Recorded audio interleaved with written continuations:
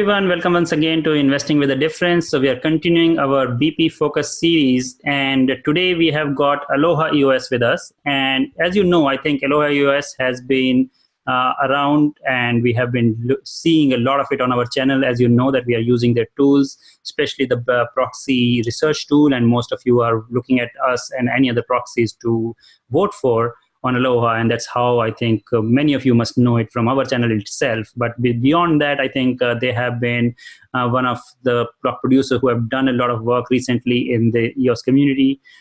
They started it as, I think, Hawaii block producer candidate, which is like bridging the East and West. That was the philosophy. We're going to talk more about this. And also, they actually did a lot of good work in terms of giving back. We talked about the charitable fund they were contributing to when there was this volcanic activity in Hawaii. We remember it, the early days of EOS. And I think that's one of the things which is very important for, for block producers to look at the communities where they are belonging to and contributing. Coming back to their tools, I think this is one of the biggest contribution I would like to highlight, because as a proxy, we have used their tools all the time. We are doing a lot of research on their tools about the block producers, their whether they're compliant. They started with that information. Then they also provided us tool to register proxies and share information with you.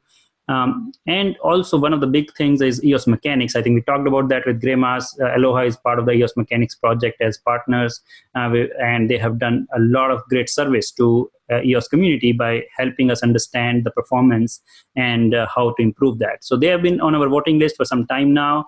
So without wasting any more time, let us bring them on and say hi to the team. Hi, guys. Hey. How's it going? Welcome to the show. So Nate, Joe, and Patrick, do you want to start with how you guys came around setting up this BP candidacy, and how is it feeling after 3 months of this mainnet launch? Yeah. You want to go ahead, Nate? Okay. Well, I'll go ahead and jump in here. It might feel awkward with all three of us at the same time, but I'll give it a shot. First of all, I think we're super excited to be on your interview here. So thank you, first of all. I think the general consensus between the three of us is that we're pretty excited about the state of things right now. We launched along with everybody else back in early June, and we have been really working hard to promote ourselves and some of the tools that we've come up with, and I think we're starting to get a lot of attention now that we were hoping we'd start seeing. So we're excited about this forward momentum, and we're excited about the platform in general. No, I think that's great to hear. I think all of us are really seeing the progress, and we are, as you know, that is the kind of records we started tracking originally. I think now it's become usual. Like, we're not even worried about how many transactions we are doing. We are beyond the days of block Twitter, and now we're seeing real games and new applications launching every day.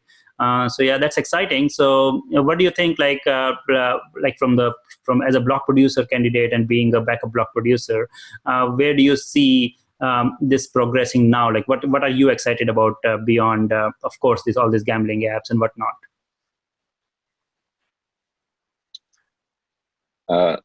Yeah, I mean, personally, I'm really excited about any big DApp that comes along. I think the stuff that was just announced in London was pretty awesome.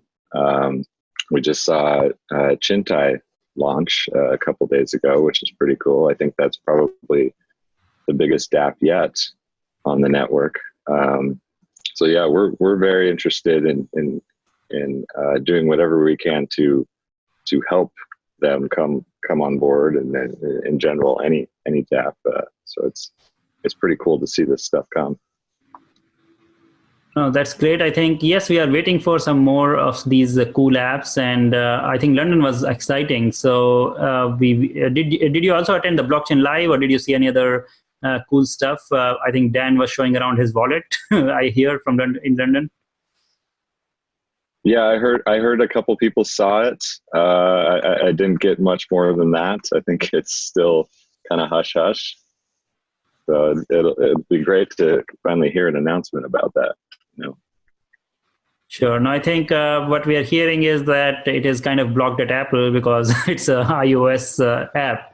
But I think, yeah, I hear you. I think it was a lot of excitement there. So coming back to EOS Aloha, I think you guys have done recently. We saw you doing a lot of work on performance of the network.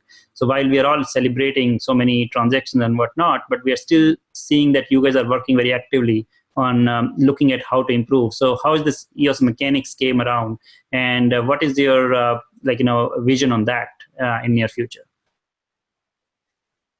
Yeah, I can take a stab at it. So I mean, I think the overall goal for it is to see the improvement of the EOS network, and we, along with the EOS Titan and Team Graymass, came up with a tool that calculates a specific kind of prime number, and that's just sort of a good CPU stress test.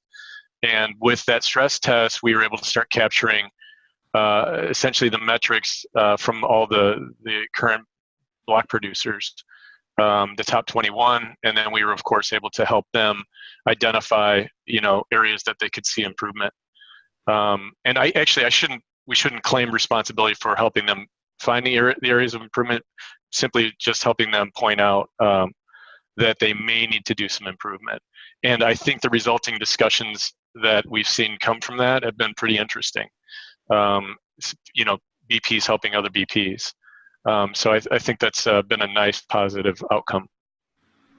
Mm-hmm. Yeah, so I think that is what we got very excited about, because originally I thought as a proxy we were all being asked whether these kind of objective metrics is something you should use, but I think what we figured out these should not be the metrics, and I think I saw some of the posts also from you guys together as a EOS Mechanics team that why this is not a great idea.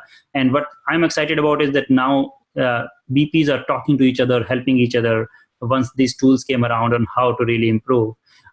So do you see this engagement improving the collaboration between BPs itself? Yeah, for sure. Seems like, yeah, definitely. Yeah, to note about that, I mean, we have been when saying that, and in fact, Graymass has a great post about, how it shouldn't be used as a voting metric. Because as soon as it gets used as a voting metric, then it can really start to be gamed, because this data is coming from the block producers, and this is everyone's kind of running their own builds, and it is possible to game it. So more the goal was kind of improving the network as a whole and getting everybody kind of on the same trend line.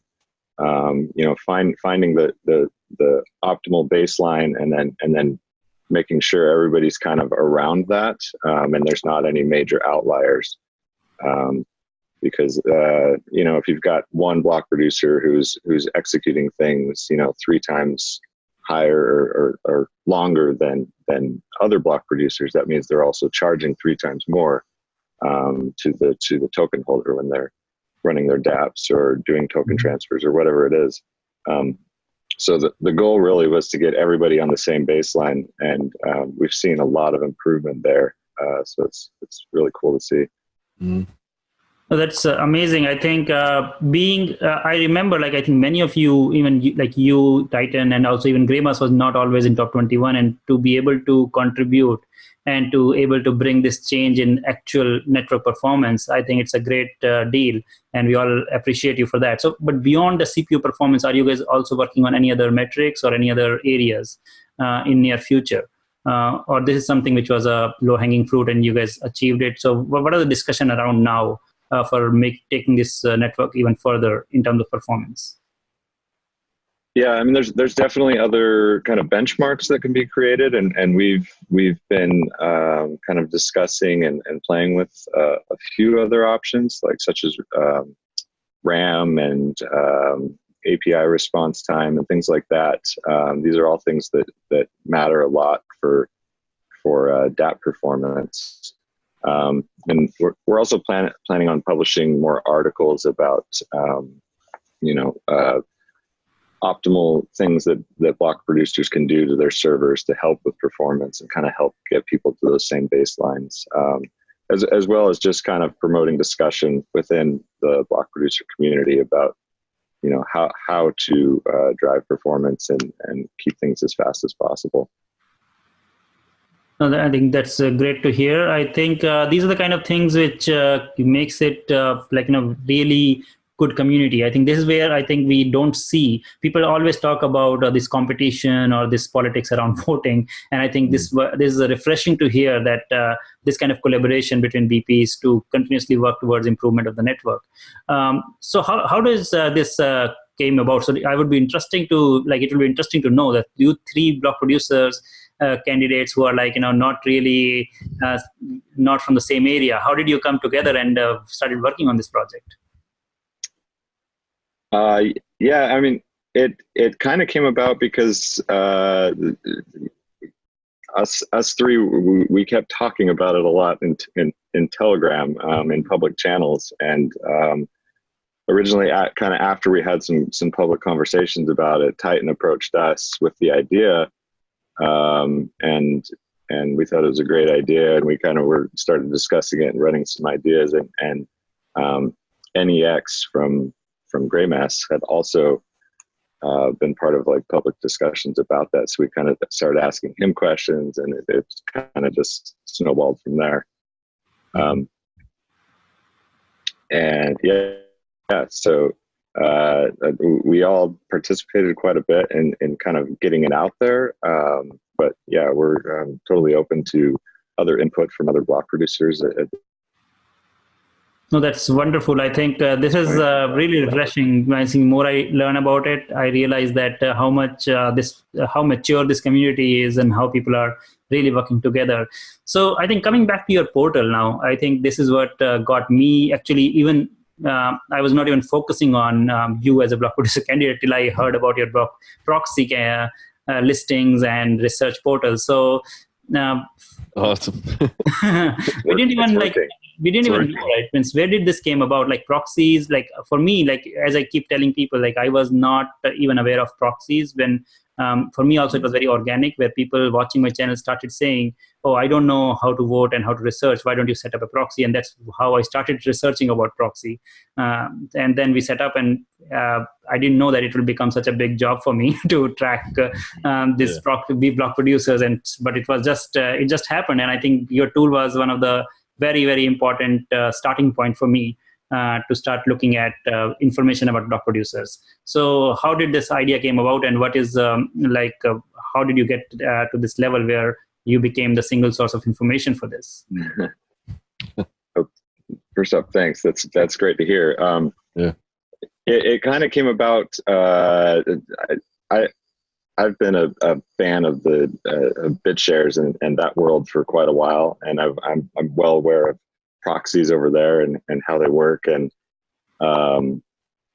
after EOS launch, I actually didn't originally know that it launched with proxy support, but then pretty quickly realized it, just looking through the table structures and things like that. And at the time, I mean, this was just shortly after mainnet launch, we kind of realized that there was no way to browse this information. We didn't know who was a proxy and things like that. And so we kind of built kind of a really basic portal to start to just surface that information and show kind of which accounts were proxies and how much EOS they had behind them. But we discovered pretty early on that was missing a whole lot of information. You could see a list of proxies, but there was nothing else about them. You couldn't find out, their voting philosophy or get a website or anything like that.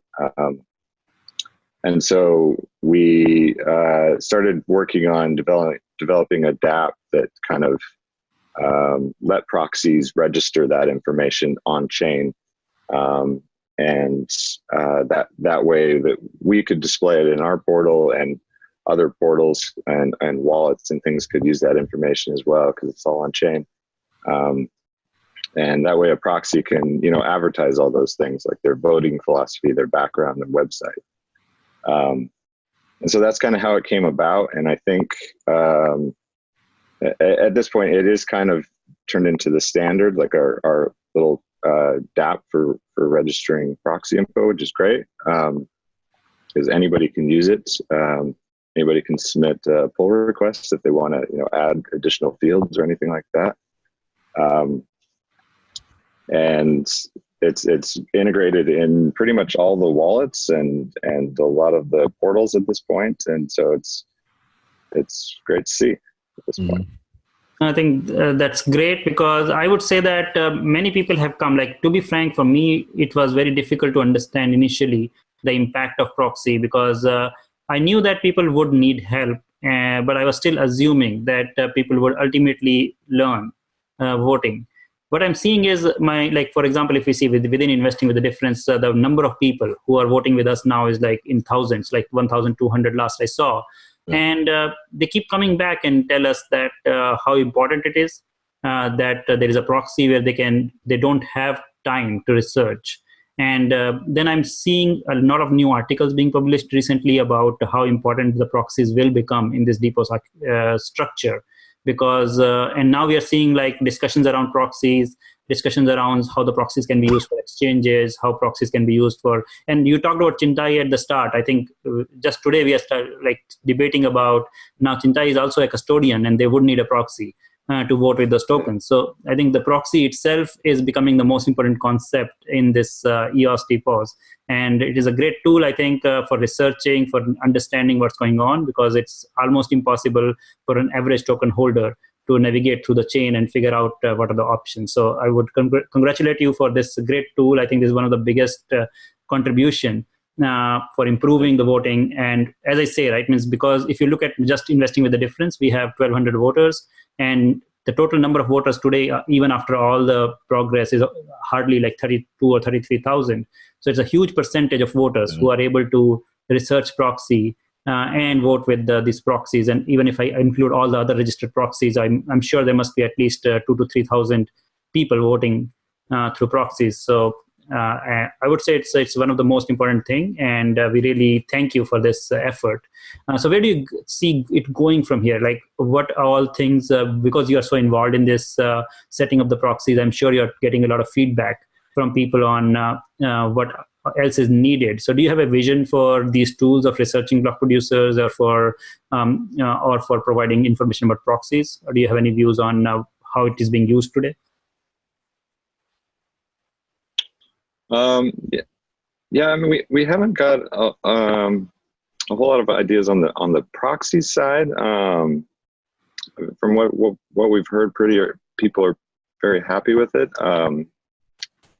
So I'm not sure on that one, but I think in general that we are seeing more and more proxy popularity, and I do think that is great for the network. I think it can promote more informed voting. I mean, I'm sure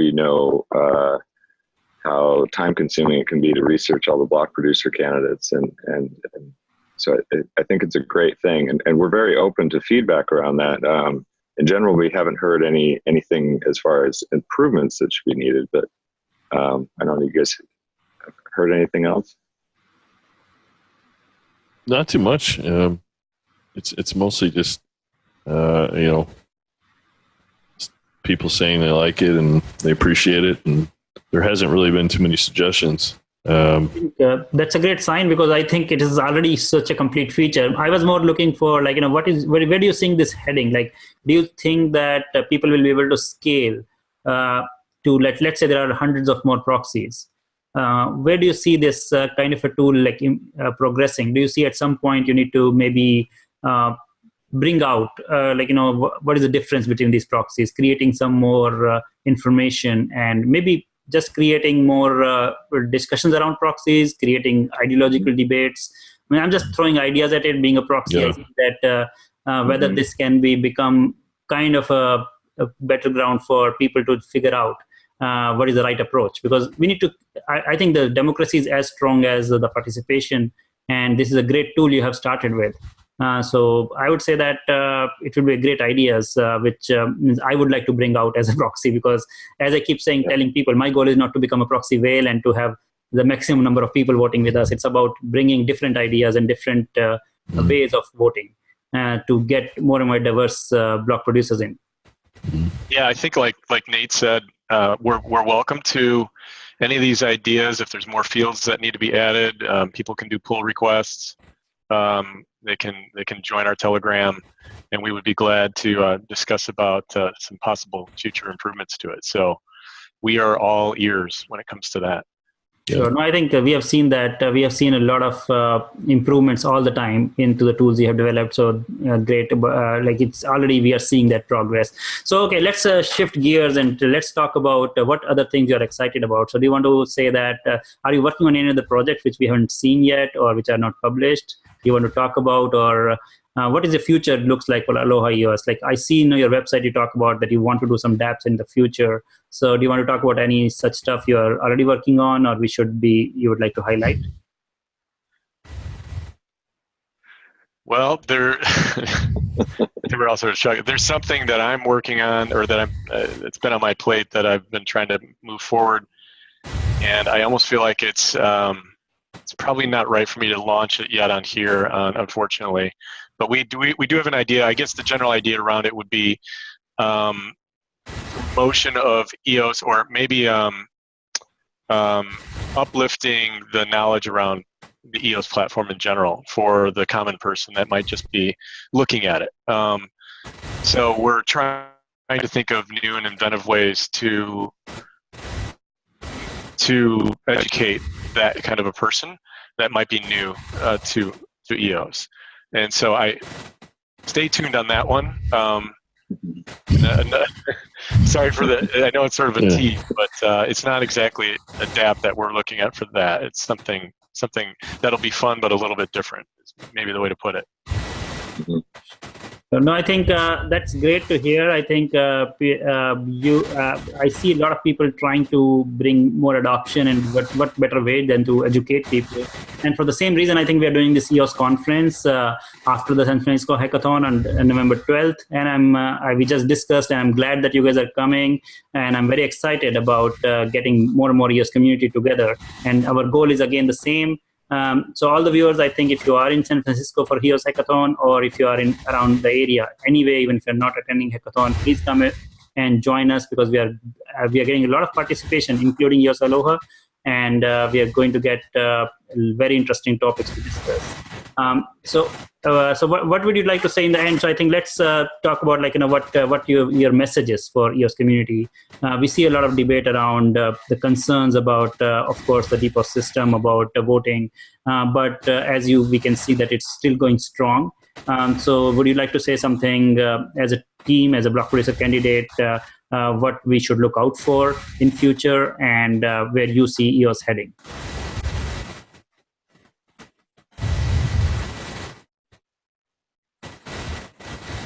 You guys have something there? I think, Nate, you want to take it? I mean, as far as where EOS is heading, I mean, I think kind of the sky is the limit. I mean, it's really hard to predict that. I think as block producers, our goal is to make it just work as well and as fast as possible, promote it as much as we can, work on education, getting it out to the public and getting the word out. That's our goal, and that's our mission. We write these tools and we do these things to help token holders and kind of help get our name out and just get the EOS name out in general and improve performance. And so we're kind of just like focused on that infrastructure component, right? And so that the dApps will come. Like one of the I think the Stark proxy that came up recently, they have an image that's takes from the Game of Thrones, and it says dApps are coming. Yes, I think very, very exciting. They have become one of the biggest registered proxy at least, and it's exciting to see all these things coming up, and we can immediately see it on your portal. But I think dApps are coming, and we are all excited about it. hopefully in next 6 months, we should start seeing a lot more serious apps and much more capable apps, because I think it's still early days. I keep getting flack for talking about dice apps and gambling apps on my channel, because I see a lot of comments from people, why am I promoting it? And I say that this is fun while we are waiting for all the serious apps. There's no harm, and this is actually using the network. Yeah, it's great. He's having camera issues. Great. I mean, it's a lot better. Oh, sorry. I was going to say it's a lot better test than the block Twitter spam. A lot more real world. So we'll take that any day over block Twitter. No, I think, yes, we really love it, because to be frank, as I said, it's a personal choice of what people do with their money, if they gamble or something. I think it's more about getting the feeling of having these kind of blockchain activities happening in real time, where you get the results immediately. I think if anybody who is there in the blockchain world for more than 1 year or 2 years, I think people have good experience of waiting for 10 to 20 minutes or sometimes hours for a transaction to go through. And I just can't get over it. Means every time I play these games or anything, it's having a blockchain confirmation within like half a second, and getting that immediate confirmation is amazing. Yeah, I agree. It really showcases the strengths of the network, and it's great to see. As does the games and the dexes, and I think it's all great stuff. All right, so I think so we are actually running out of time. So I think thanks a lot for coming on the show. And any last words? Please feel free to say. Thanks a lot for all the tools, all the great work you're doing to improve the network. And I hope that you guys will keep doing that, and hope to see you guys in San Francisco. Yeah, we'll be there. Yeah, we'll all be there. We're looking forward to it. Definitely. And thanks for having us on. We really appreciate your time. Well, thank you for showing up with the show, and thanks a lot. We'll look forward to interact more in the conference. Thank you. Bye-bye. Thanks. Thanks. Bye-bye.